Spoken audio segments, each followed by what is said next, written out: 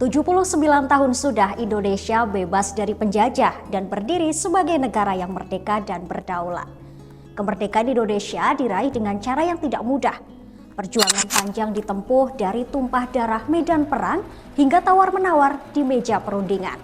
Sampai akhirnya Soekarno-Hatta memproklamasikan kemerdekaan Indonesia pada 17 Agustus 1945.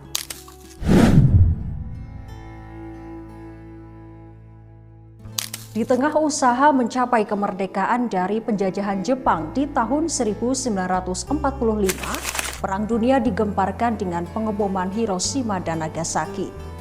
Hiroshima dibom pada 6 Agustus 1945, lalu 3 hari setelahnya, tepatnya tanggal 9 Agustus 1945, Nagasaki juga menjadi target bom nuklir Amerika Serikat.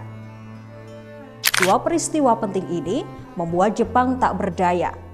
Kekalahan telak harus ditelan dan Jepang pun harus menyerah tanpa syarat kepada sekutu pada 15 Agustus 1945. Mendengar kabar Jepang menyerah, golongan muda langsung mendesak Soekarno dan Hatta untuk segera memproklamasikan kemerdekaan Indonesia.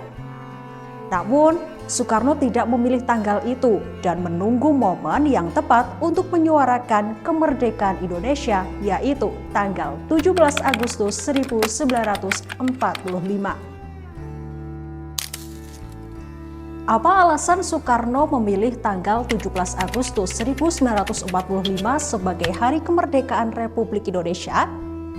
Bersama saya Arini Kusuma, jurnalis Kompas.com. Jadi, gini ceritanya.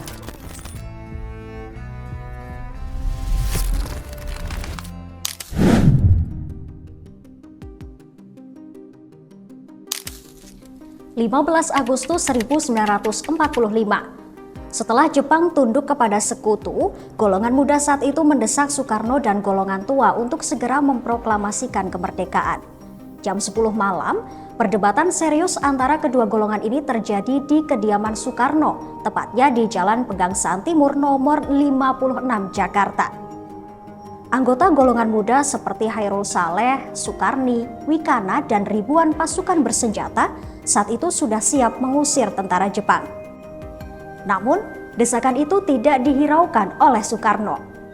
Ini membuat Wikana dengan berani mengancam Soekarno jika tidak mengeluarkan pengumuman pada malam itu juga, maka akan terjadi pertumpahan darah dan pembunuhan besar-besaran esok hari.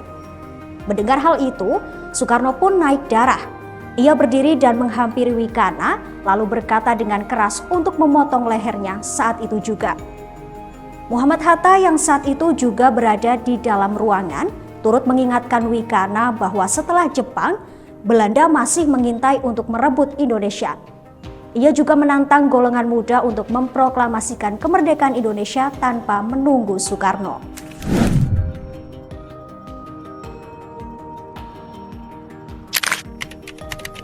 Agustus 1945. Semangat pembara tidak membuat golongan muda menyerah. Desakan yang tidak dihiraukan berakhir dengan penculikan Soekarno-Hatta ke Rengas Dengklok, Karawang, Jawa Barat. Perdebatan tidak bisa dihindari. Kedua golongan ini terus beradu. Soekarno-Hatta berpegang teguh dengan rencana mereka, sedangkan golongan muda terus mendesak proklamasi. Hingga akhirnya, kemarahan Bung Karno memuncak dan menyala-nyala, membuat semua orang di sana tidak berani berbicara. Saat situasi mulai tenang, Soekarno menjelaskan rencananya dan menyebut proklamasi akan dilaksanakan pada 17 Agustus 1945.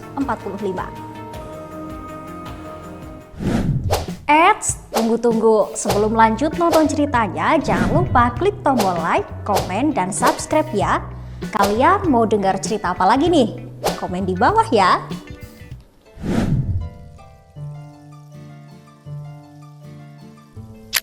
Bukan tanpa alasan, tanggal 17 itu sudah dipikirkan Soekarno ketika berada di Saigon, Vietnam saat dipanggil oleh Rajiman Widyo Diningrat untuk membahas kemerdekaan Republik Indonesia.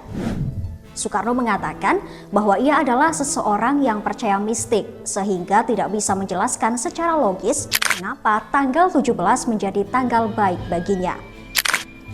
Namun, Soekarno meyakini dalam kalbunya tanggal 17 adalah saat yang baik. Ia juga yakin bahwa angka 17 itu baik. Soekarno juga menjelaskan pertimbangan-pertimbangan dalam memilih angka 17. Pertama, kemerdekaan berada di bulan suci Ramadan yang merupakan waktu suci bagi umat Islam.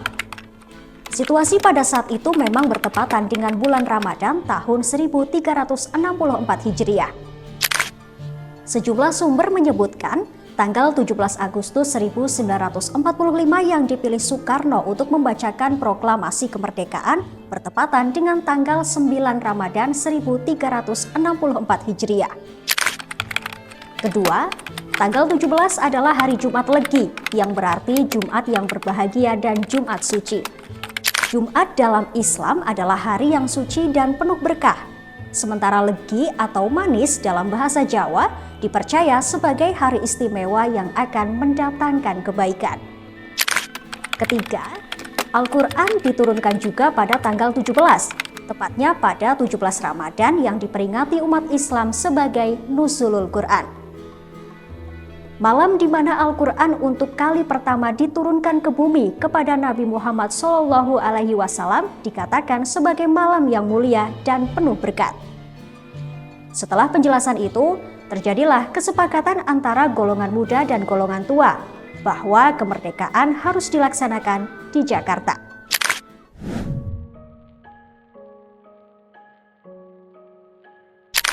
Setelah kesepakatan, Soekarno dan Hatta kembali ke Jakarta. Salah satu golongan tua saat itu, Ahmad Subarjo, memberi jaminan proklamasi akan dibacakan pada 17 Agustus 1945 selambat-lambatnya pukul 12 siang. Setelah kembali ke Jakarta, naskah proklamasi mulai disusun oleh 3 tokoh nasional, yakni Soekarno, Muhammad Hatta, dan Ahmad Subarjo di kediaman Laksamana Muda Maida di Jalan Imam Bonjol nomor 1. 17 Agustus 1945. Rumusan proklamasi kemerdekaan pun diperkirakan selesai jam 4 dini hari. Lalu disalin dan diketik ulang oleh Sayuti Melik yang didampingi oleh BM Diah. Teks proklamasi kemerdekaan ditandatangani oleh Soekarno-Hatta dan dibacakan pada tanggal 17 Agustus 1945 pukul 10 di rumah Soekarno. Kami, bangsa Indonesia, dengan ini menyatakan kemerdekaan Indonesia. Upacara proklamasi kemerdekaan pun berlangsung sederhana. Usai pembacaan, berita kemerdekaan Indonesia pun disebarkan ke berbagai daerah dengan berbagai cara. Peristiwa ini disambut baik oleh masyarakat. Mereka sangat antusias, bangga, dan memberikan dukungan penuh.